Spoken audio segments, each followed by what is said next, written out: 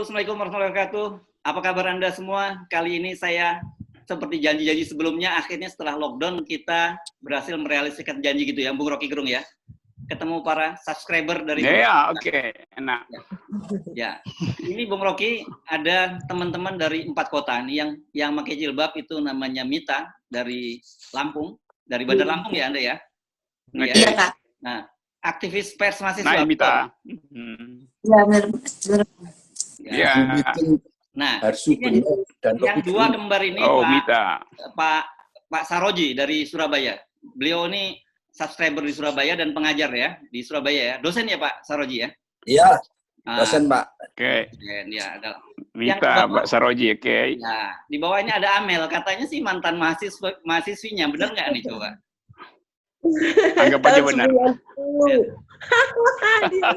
Buset. 90, wah. Mungkin saya masih ngajar dasar-dasar filosofi. Betul. Dan nggak berubah. Oh, how time flies. Katanya Bung Rocky Gerung nggak berubah, Amel yang udah berubah. Nah, ini Mutakin dari Makassar atau dipanggil Aking, Kang Aking. Waduh. Aking. Oke, Aking. Aking. Ya, apa kabar Bung? Oke. Gimana Aking? Apa kabar? Baik, sehat, alhamdulillah. Ya. Apa kabar semuanya? Ya, sebelum kita ngobrol, Enak, Geng. sebelum Anda tanya-tanya, saya mau ngobrol dulu sama Bung Rocky Gerung nih. Gimana orang pada tanya, bagaimana sih caranya menjaga akal tetap sehat di tengah suasana lockdown dan juga banyak sekali keputusan-keputusan yang kadang-kadang membingungkan ini. Tutup telinga dari seluruh informasi pemerintah, karena sering informasi pemerintah justru yang bikin kacau reaksi publik. Jadi saya pakai akal aja buat reasoning dengan beberapa poin yang ada di dunia terutama. Karena yang diucapkan pemerintah udah standar, yaitu cuci tangan, distance, oke, itu semua orang udah tahu. Tapi seringkali justru mau ditambah-tambahkan sehingga jadi kacau. Saya kasih contoh ya, konkret. Saya baru baca tadi, Ersu. Ya. Gubernur Jawa Tengah, Ganjar. Ya. Ganjar memberitakan secara sangat percaya diri bahwa pemerintah Jawa Tengah atau gubernur telah menyiapkan atau akan menyiapkan Taman Makam Pahlawan untuk para medis yang ada di garis depan. Jadi akal sehat saya mengatakan bahwa dia menginginkan kematian apa?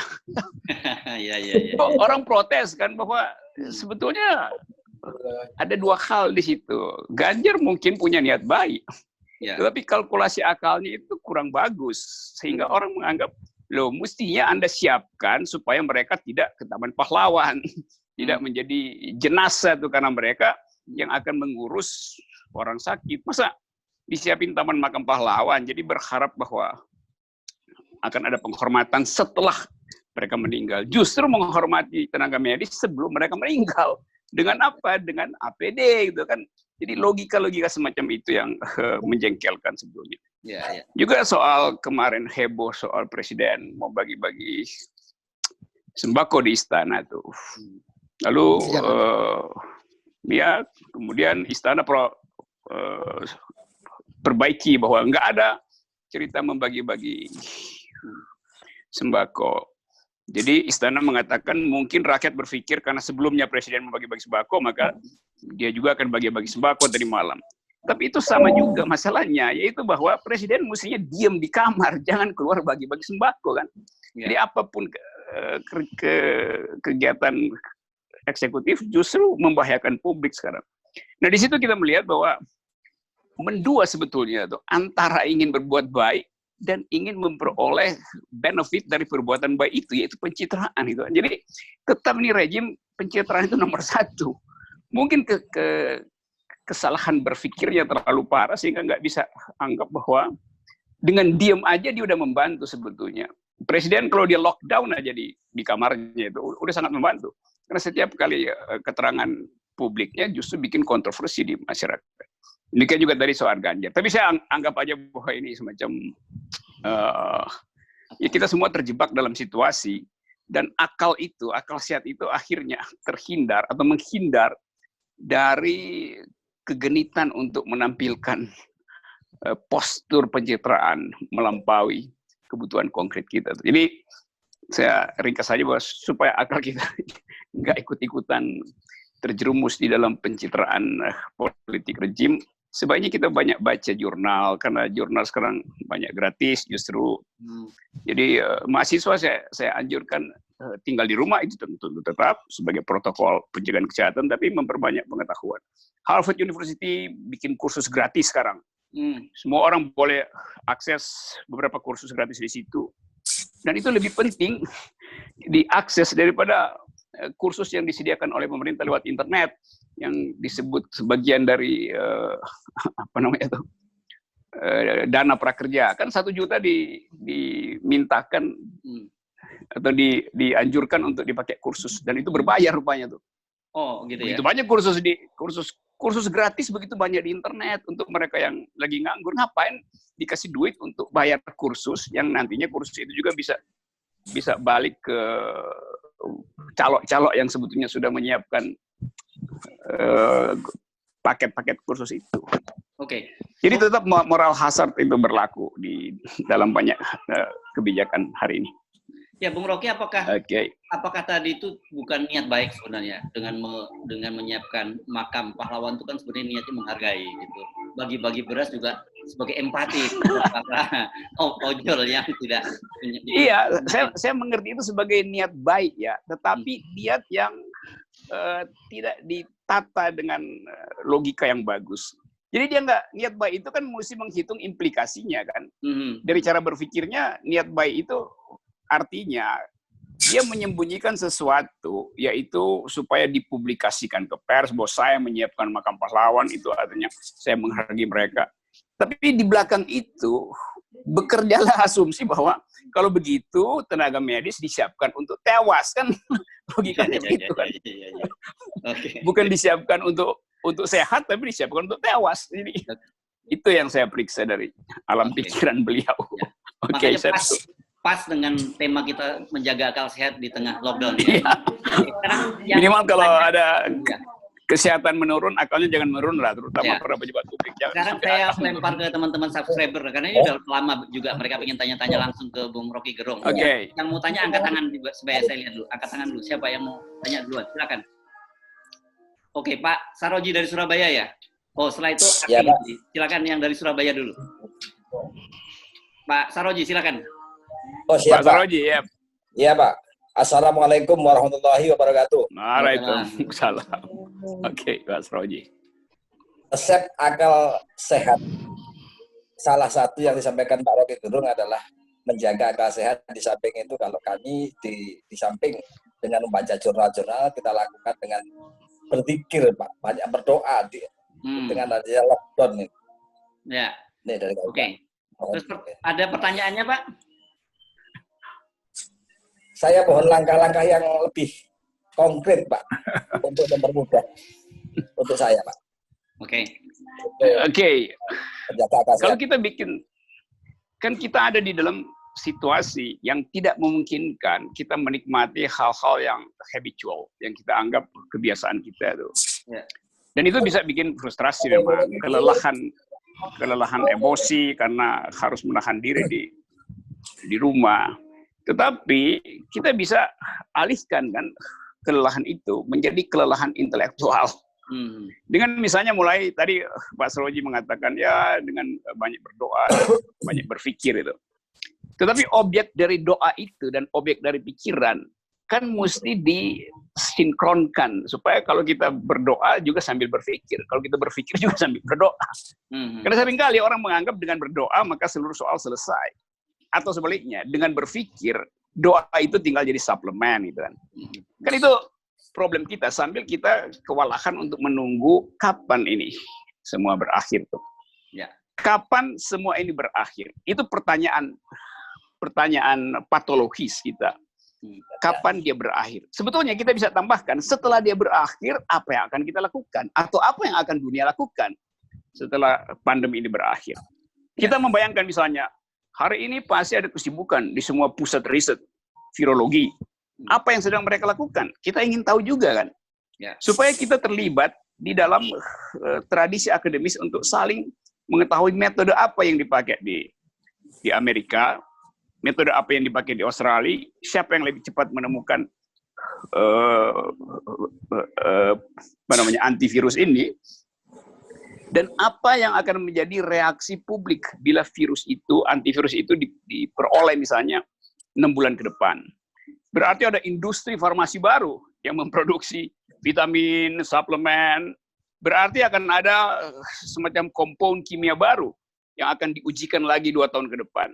Jadi kita bisa bayangkan dari sekarang sebetulnya bahwa keadaan hari ini akan menimbulkan gairah akademis di bidang riset. Tetapi juga ada impact terbaliknya. Begitu ada gairah akademis, berarti akan ada industri berkembang, berarti akan ada kapital yang disuntikkan kembali ke dalam industri. Ada problem disparitas lagi nanti itu.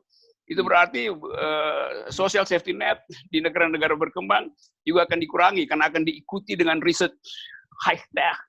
Jadi semua problem kita sebetulnya bisa kita ucapkan ke depan dalam upaya untuk memahami apa yang akan terjadi 6 bulan ke depan setelah virus ini selesai. Nah, kadang-kala pemerintah nggak berharap begitu, nggak berpikir begitu.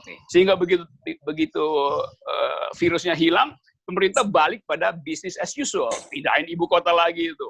Padahal risetnya menunjukkan bahwa justru perusakan lingkungan menyebabkan virus baru itu mencari tempat tumpangan lain. Karena habitatnya dirusak, dia cari habitat lain, dia masuk ke manusia tuh.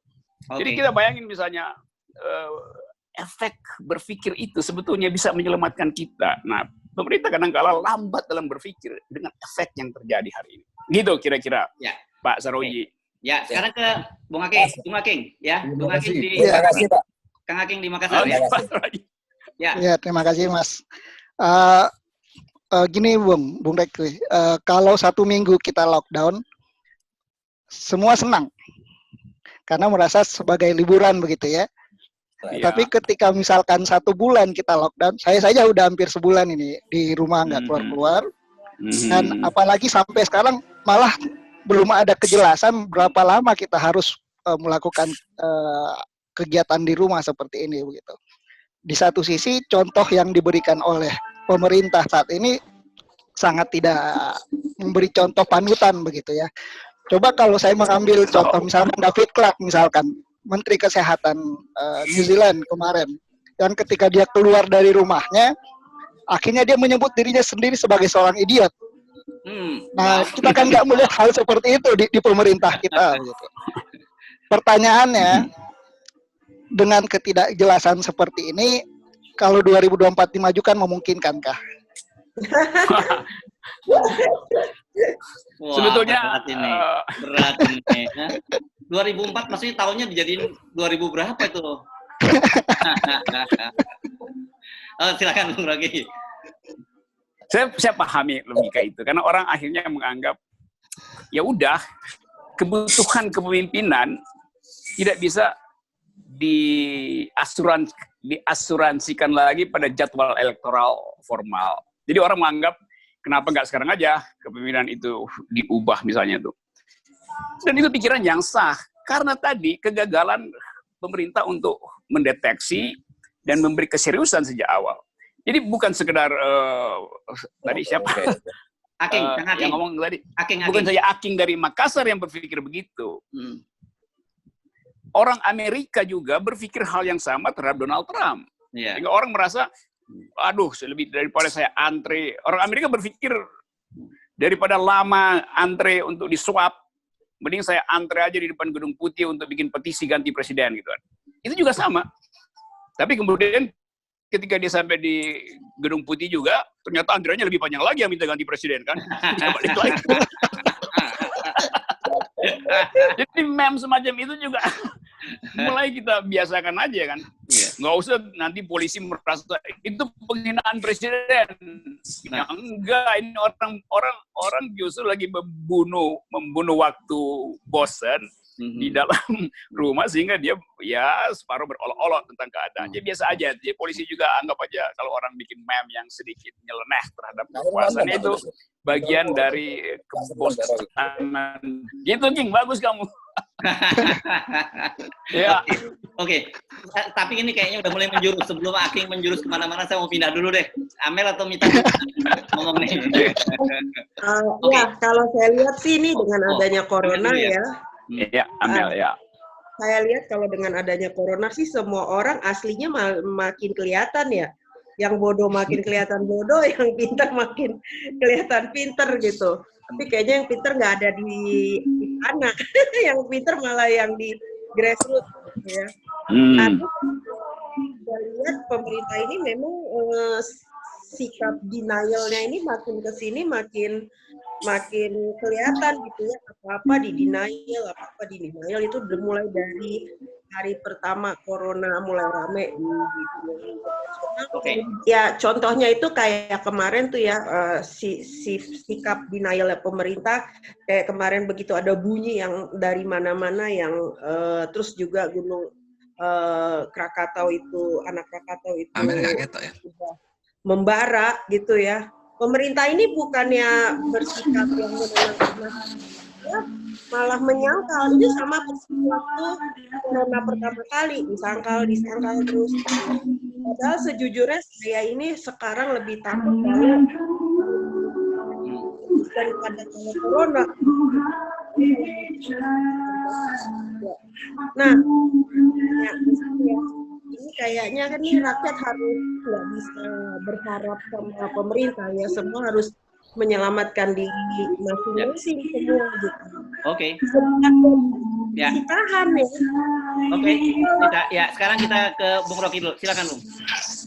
Iya, saya anggap kecemasan itu, Amel, dan semua orang tahu itu. Tetapi dalam keadaan sekarang, tentu ada parameter yang standar yang diucapkan pemerintah atau tidak, kita dengar dari WHO.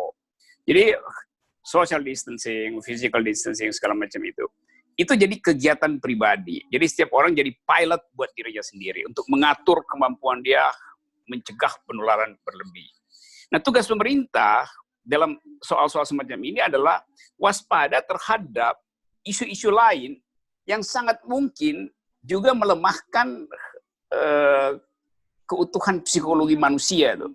Misalnya betul Amel tadi, kemarin seolah-olah ada misteri, bunyi kiri kanan segala macam. Dan itu terlambat, udah isunya udah beredar, baru pemerintah kasih semacam keterangan akademis tuh. Jadi akibatnya dalam keadaan di mana ada krisis, bunyi kecil pun akan ditafsirkan orang sebagai kiamat gitu kan.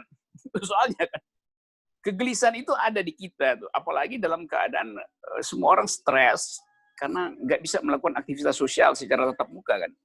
Jadi sumber pertama dari kegelisahan itu adalah ketiadaan kehidupan yang normal, yang habitual tadinya tuh. Nah, perubahan ini harus dipahami oleh kekuasaan. Nah, supaya kekuasaan punya terapi psikologi, biarkan keterangan itu diucapkan oleh wakil kekuasaan, seorang psikolog, seorang psikiater misalnya. Jadi bukan sekedar keterangan teknis. Memang keterangan gunung salak nggak apa-apa, di bawah bumi nggak ada apa-apa. Bukan. Problem itu bisa kita baca secara teknis. Tapi problem psikis manusia yang ada di dalam keadaan tertekan itu harus diucapkan oleh ahli ilmu jiwa.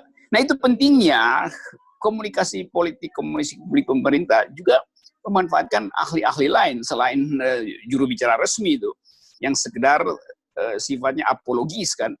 Jadi lakukan juga semacam edukasi melalui aktivitas public relation pemerintah. Demikian juga ahli ilmu politik harus dilibatkan untuk menerangkan potensi social crisis macam apa, potensi keresahan sosial. Jadi orang menganggap ada pelajaran juga, kita saling belajar dari banyak ahli kita kan. Bukan sekedar ahli hukum yang tiba-tiba datang dengan ide, ya udah itu kita persiapkan pasal ini. Jadi itu kan bukan proteksi kebudayaan kan, itu proteksi birokratis tuh. Nah, saya usulkan supaya ada pengetahuan tambahan dari para juru bicara presiden, mereka yang mondar-mandir di talk show, supaya jangan sekedar bereaksi apalagi apologetis. Pakai sedikit otak itu, ilmu pengetahuan, supaya publik belajar juga dari komunikasi politik para juru bicara ini kan. Ya, saya kira itu Amel. Terima kasih. Oke. Ya. Sekarang ke Mita. Ya, silakan Mita. Oke, Bang, saya Mita dari Lampung, kan mau nanya nih Bang, Iya, kalau Mita. dari kan dampak dari COVID-19 ini kan berdampak juga nih ke universitas gitu, kayak apa namanya perkuliahan juga jalan lagi. Nah terus jadi kontroversi di teman-teman mahasiswa kayak Pusan UKT sendiri Bang untuk semester seulang lagi Bang, kan apa namanya teman-teman juga pada bilang dampak lockdown ini kan nggak tahu sampai kapan gitu Bang. Terus semester ini di pihak universitas memutuskan untuk perkuliahan daring sampai akhir semester. Nah di sini nih teman-teman banyak nanya gitu Bang, kayak apa namanya kenapa sih UKT-nya kita nggak dapat kembalikan UKT sedangkan kuliah kita nggak memakai fasilitas. Kondisi keuangan keluarga juga nggak memungkinkan kalau misalnya tahun semester depan masih membayar UKT full gitu. Nah dari pihak universitas sendiri ketika kita tanya terkait hal tersebut mereka kembali gitu. Mereka bilang kalau dana dari keuangan dari universitas ini tetap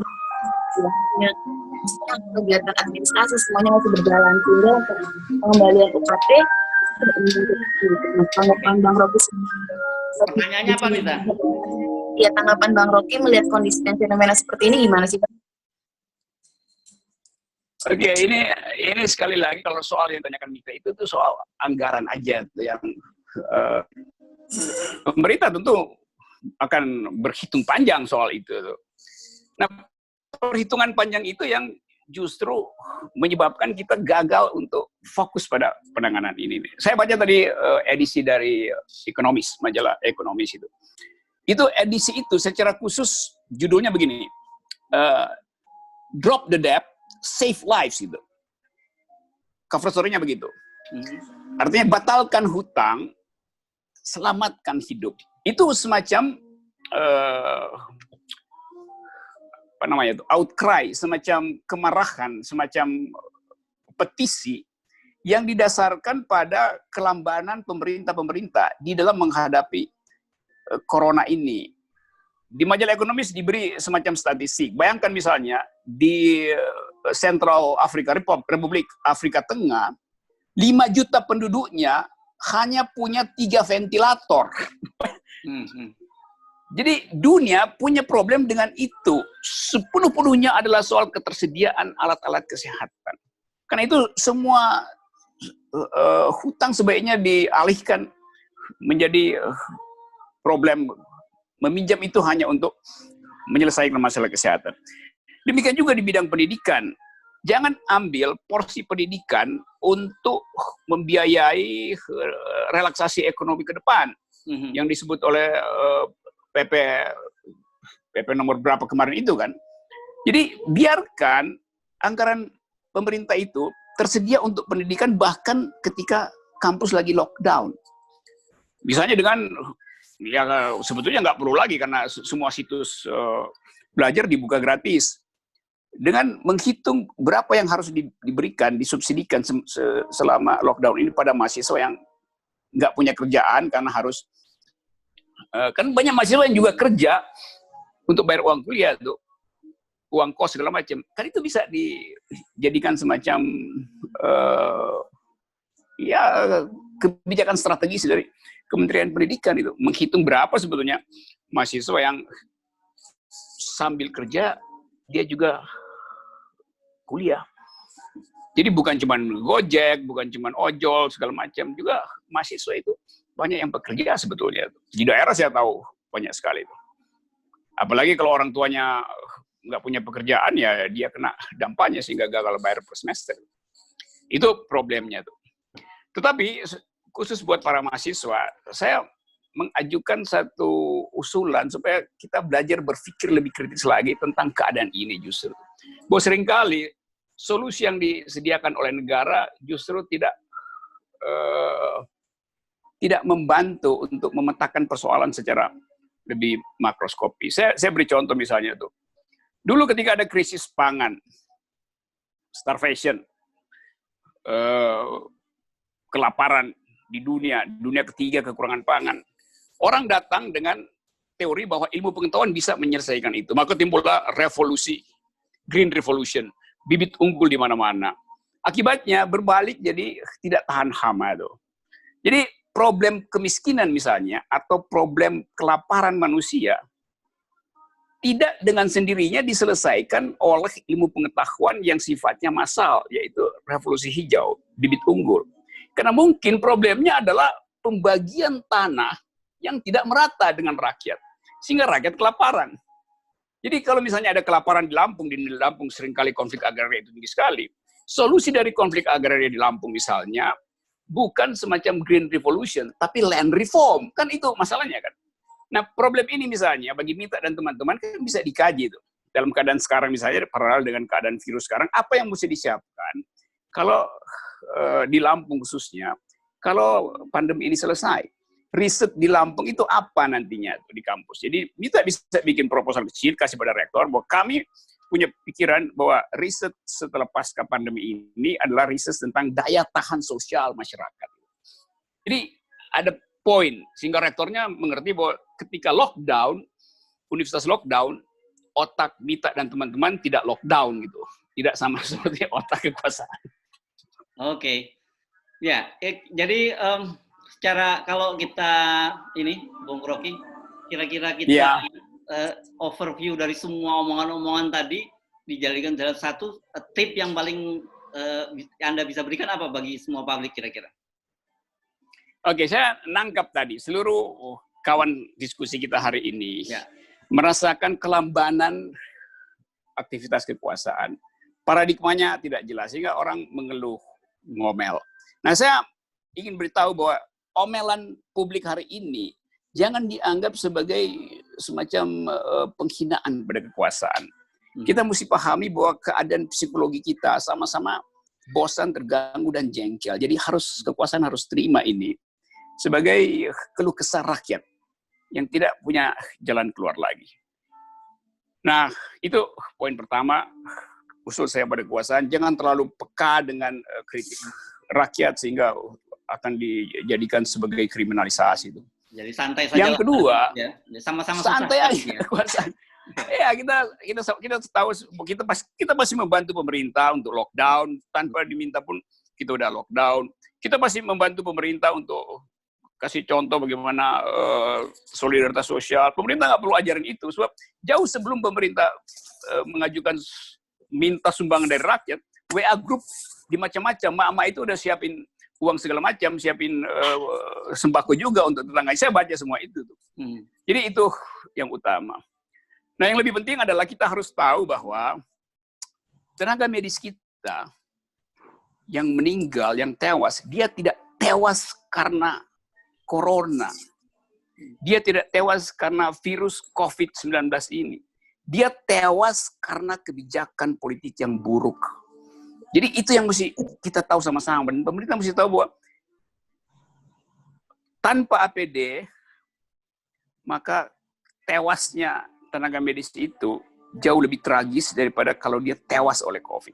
Tenaga medis tidak akan tewas kalau ada APD. Jadi sekali lagi, kebijakan politik yang buruk itulah yang menewaskan para dokter kita, bukan si COVID itu sendiri.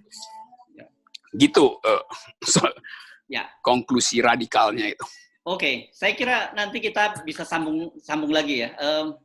Bisa mungkin pendek-pendek dari mulai Pak Roji, Amel dan Mita juga Aking untuk memberikan closing statement. Silakan Pak Roji, silakan pendek Pak Roji. Pak Roji. Iya Pak. Silakan Anda bisa kasih statement pendek saja. Harapan kepada pemerintah begitu. Dari yang kami dengar, dari yang kami dengarkan, yang pertama adalah yang penting lockdown dijalankan, pikiran tidak lockdown, Pak. Oke. Ya, oke. Baik. Yuk, silakan Amel. Amel sekarang giliran Amel. Saya sih udah melihat bahwa setuju sama Bang Rocky, Corona won't kill you, insanity will kill you. Saya lebih khawatir kita mati gila. Insanity. Ya itu selalu. Dan satu lagi Bang, saya tuh melihat kita nih daya tahannya berapa lama sih gitu. Saya rasa 1 bulan lagi mungkin masih tahan ya. Cuma kalau udah 2 bulan, 3 bulan lagi udah pasti rusuh nih Bang, kalau nggak ada kemajuan apa-apa.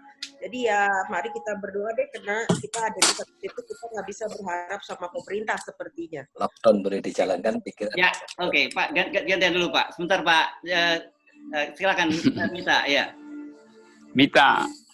Oke, kalau dari saya, yang saya tangkap dari diskusi tadi, ya ini sih Bang, apa namanya, walaupun kita sebagai mahasiswa di rumah, tetap berpikir kritis gitu, tetap kasih solusi-solusi sebagai mahasiswa, walaupun kita nggak belajar ataupun nggak kuliah seperti pada umumnya gitu.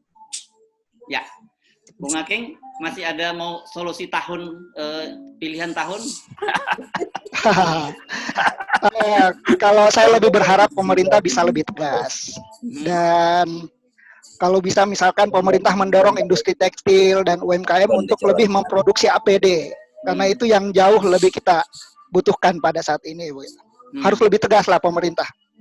Ya, oke. Saya kira ini kita obrolan untuk awal cukup menarik. Nanti kita berikutnya kita akan ngajak ngobrol teman-teman di beberapa kota-kota lain ya, Bung Rocky Gerung ya. Tetap saya setuju. Ya. Oke. Ya, enak. Semua sampai ketemu lagi kita. Oke, salam akal sehat. Terima kasih banyak.